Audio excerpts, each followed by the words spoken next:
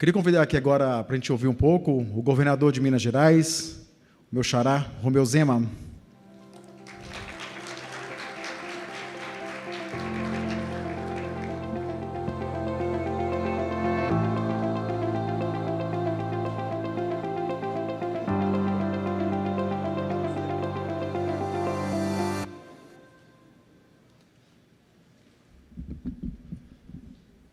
Boa tarde a todos, a todas. Quero cumprimentar o Dr. Jorge, idealizador de todo esse movimento que tem contribuído muito para o Brasil, e o amigo e governador Casagrande, em nome de quem cumprimento aqui todas as autoridades presentes que já foram nominadas. Eu queria fazer aqui um breve resumo do que aconteceu em Minas nesses 4 anos que estão se encerrando agora, como estava, como estamos e como ficaremos nos próximos 4 anos, já que fui reeleito. Há 4 anos atrás, nós tínhamos um Estado numa situação caótica, numa situação quase que de um desastre. Os 600 mil funcionários públicos não tinham data para receber o salário, não recebiam a folha de pagamento, os 853 prefeitos do Estado não recebiam uma parte expressiva daquilo que a Constituição assegura em termos de repasse do ICMS, do IPVA, do Fundeb e também da saúde. Tivemos casos de eu visitar uma cidade pequena que tem um posto de saúde e o único posto de saúde da cidade está fechado, com uma placa: estamos fechados porque não recebemos recursos do Estado. E tivemos situações excepcionais. A inscrição no SPC Serasa de 240 mil funcionários públicos que tiveram um empréstimo consignado descontado na folha ou na aposentadoria e não repassado aos bancos. Apropriação indébita, mas nada aconteceu.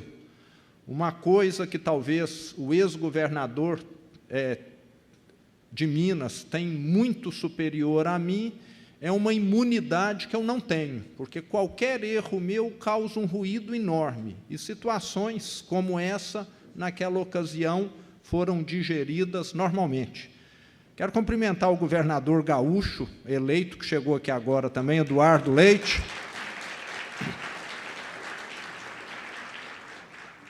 Da mesma forma que o Casagrande, companheiro aí já de 4 anos na gestão estadual. E tudo isso estava corroendo o Estado. Na primeira semana minha como governador, eu tive a manifestação de 300, 400 prefeitos aonde eu trabalho, com buzina, com faixas, porque os prefeitos estavam com as cidades quebradas. Nós tivemos prefeitos em Minas que adoeceram, que renunciaram e que suicidaram, porque a população, principalmente em cidades pequenas, bate na porta do prefeito. Na minha porta não bate, não. E como que você faz para corrigir uma situação dessa? Mais cedo tive com o seu Jorge e falei, igual numa empresa, é igual na nossa vida, fechar a torneira dos gastos.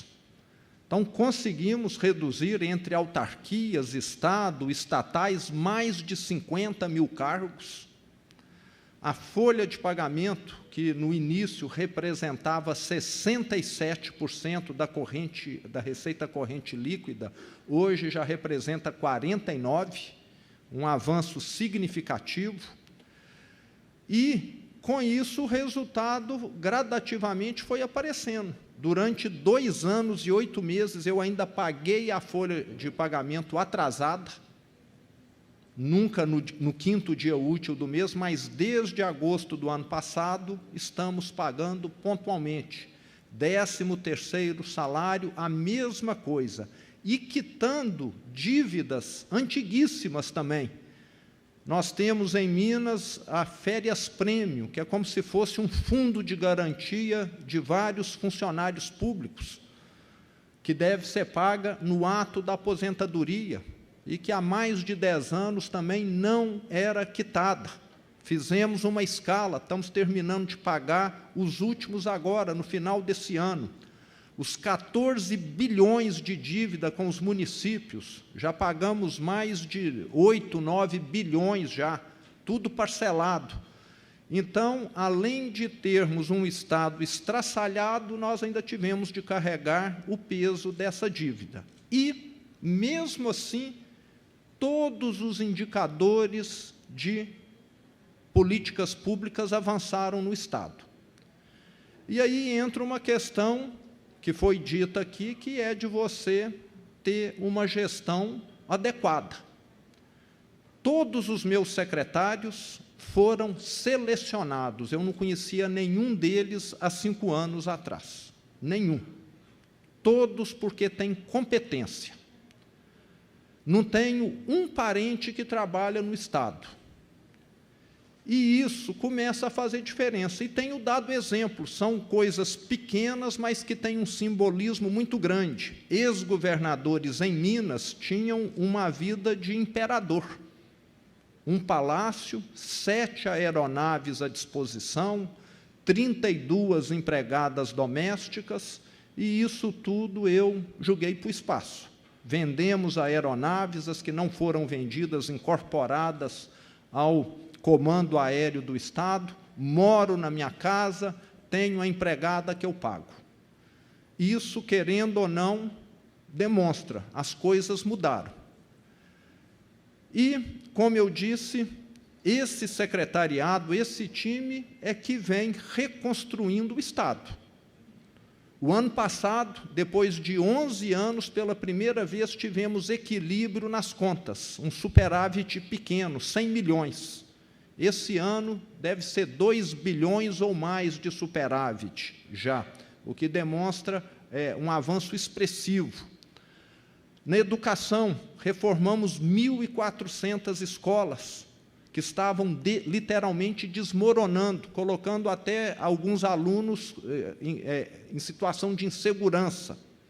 No segundo governo, vamos reformar mais 2.000, que aí praticamente você tem todo o plantel reformado. Estradas. Até 2021, o máximo que eu fiz é o que estava acontecendo em Minas há 10 anos. Operação tapa-buracos. Mas asfalto, da mesma forma que roupa, fica velho, uma hora você tem de trocar. Nesse ano de 2022, nós já estamos com asfalto novo em 2.500 quilômetros de rodovia. E para o nosso Estado é um grande desafio. Nós temos quase 30 mil quilômetros de rodovias estaduais pavimentadas. Mas priorizamos as piores. As estradas ainda continuam ruins, mas aquelas intransitáveis já não existem mais. E já temos plano de recuperarmos mais 7.500 quilômetros nesses próximos 4 anos agora, o que vai nos colocar num patamar bem razoável. Na segurança pública, tivemos avanços grandes. De acordo com o Ministério da Justiça, se considerarmos os crimes violentos, somos o Estado mais seguro do Brasil.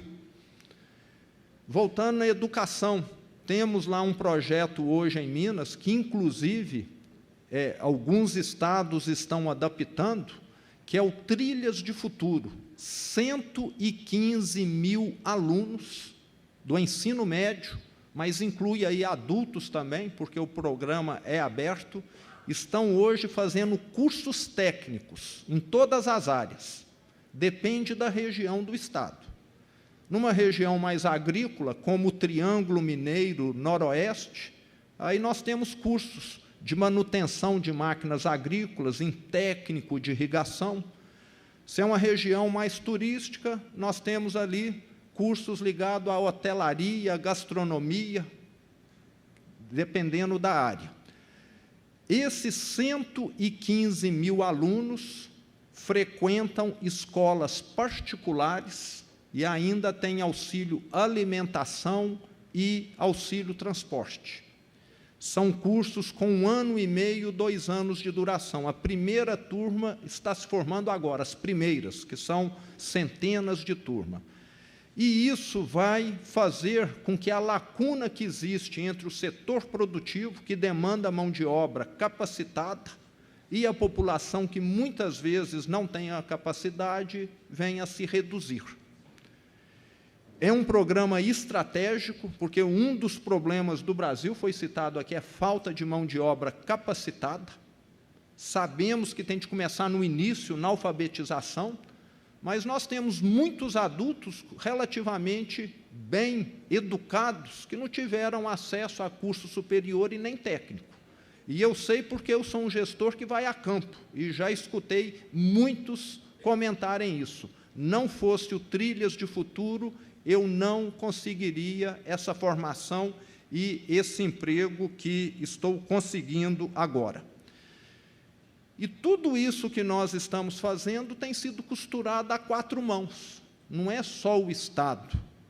Nós temos lá o presidente da FIENG, a Federação das Indústrias, o presidente da FAENG, Federação da Agricultura, com quem nós temos uma interlocução constante. O direcionamento desses cursos foram feitos de acordo com essas entidades. Aqui nós precisamos desse tipo de mão de obra, ali dessa outra mão de obra. E isso tudo tem feito o Estado avançar. Em 2018, último ano da gestão passada no Estado, Minas Gerais representava 8,8% da economia brasileira. No ano passado, 2021, nós já representávamos 9,3%. Isso tem dinamizado a economia do Estado, aliado a uma série de ações voltadas para a atração de investimentos. Nós temos, dentro da nossa Secretaria de Desenvolvimento Econômico, um grupo que trata de projetos estratégicos, que são aqueles maiores, com mais potencial de geração de emprego, de forma que nada fica engavetado, em se tratando de regime especial na Secretaria da Fazenda, análise e aprovação ambiental na Secretaria do Meio Ambiente, ou então questões sanitárias. Esse grupo não deixa nada paralisado. E, com isso, a atração de investimentos tem avançado de forma muito significativa. Aliada, é lógico, também a várias medidas que nós tomamos de simplificação tributária, principalmente as obrigações acessórias. Em Minas, nós tínhamos um procedimento mensal que onerava as empresas, e muitos desses procedimentos passaram a ser anuais. A chance de errar diminui muito, a mão de obra, sistema, tudo diminui.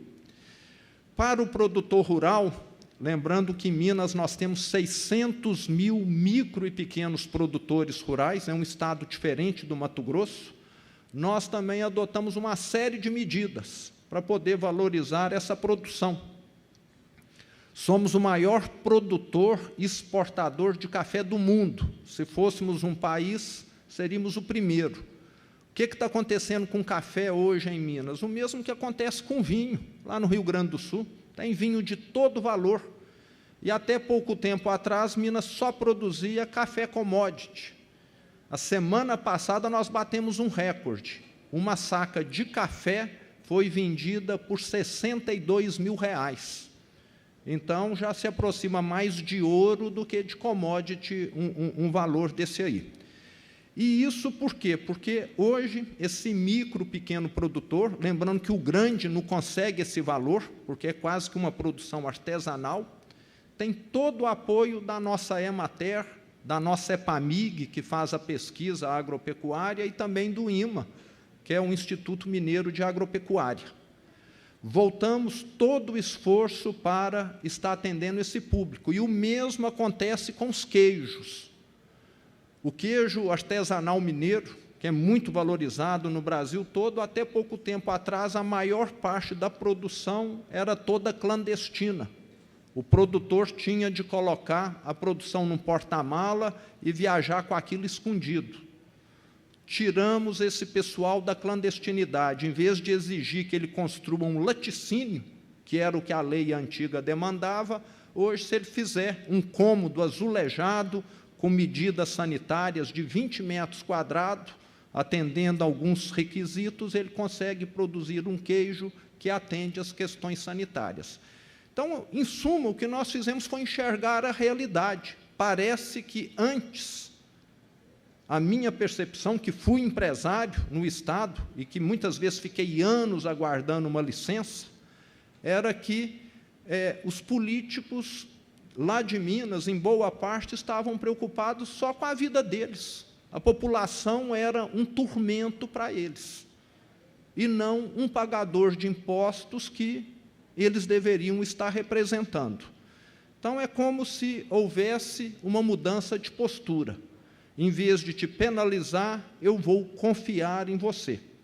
E isso tudo fez com que a produção de café e o valor desse café, e o mesmo com o queijo, fosse para um patamar totalmente diferente. Mas os desafios são muitos ainda, para não me alongar aqui. Como eu disse, nós temos muitas estradas ainda para recuperarmos.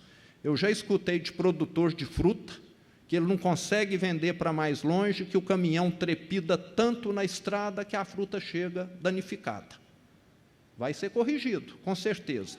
E um grande problema que nós tínhamos, que já foi em muito reduzido no Estado, por incrível que pareça, a Gerdau sabe disso, mas quem não atua em Minas não sabe, que é deficiência no fornecimento de energia elétrica.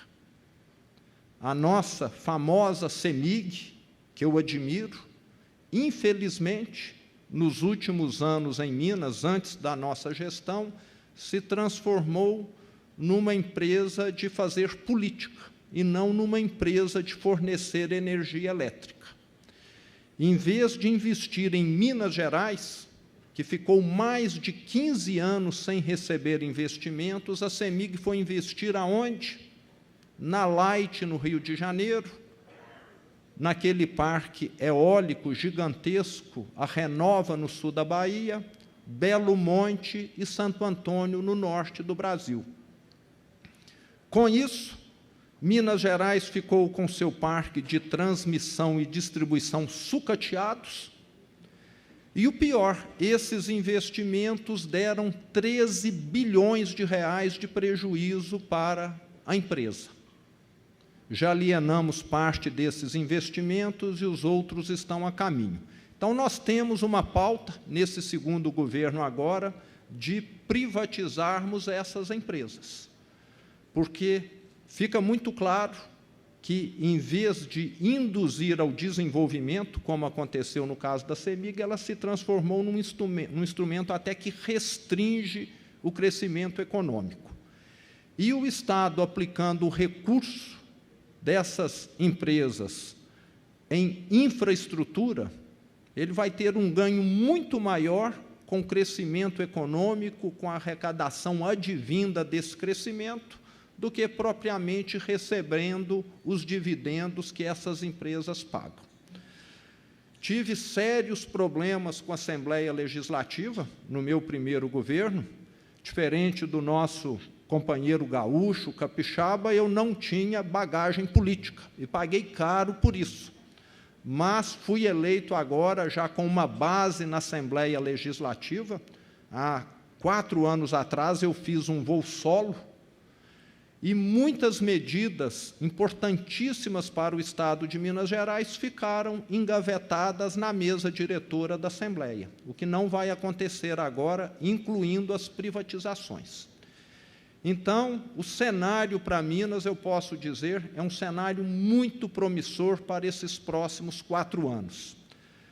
Nesses últimos 4 anos, para encerrar, nós atraímos 270 bi, com B de bola, de investimentos privados para o Estado, isso que teve assessoria nossa, sem considerar outros. E geramos mais de 620 mil empregos diretos, de acordo com o CAGED. 270 bi, 620 mil empregos. O último governo, anterior ao nosso atraiu 28 bi. Então, investimentos, nós crescemos quase que 10 vezes, e o último governo destruiu mais de 200 mil empregos com carteira assinada.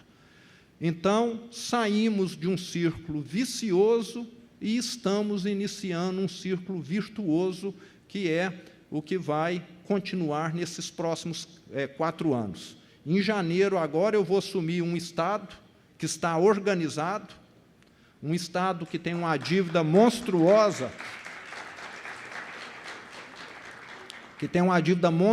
ainda mais uma dívida já planejada para poder ser paga. Em vez de ter prefeitos adversários, tenho prefeitos hoje que caminham conosco, então uma situação muito diferente daquela de 4 anos, o que faz com que necessariamente nós tenhamos de ter uma gestão melhor do que essa primeira que termina agora, porque a situação evoluiu bastante nesses 4 anos. E todos estão convidados a investir em Minas Gerais. O Espírito Santo, o Rio Grande do Sul são ótimos estados também, mas lá em Minas vocês terão um bom queijo, um pão de queijo e uma ótima receptividade. Muito obrigado aí, boa tarde.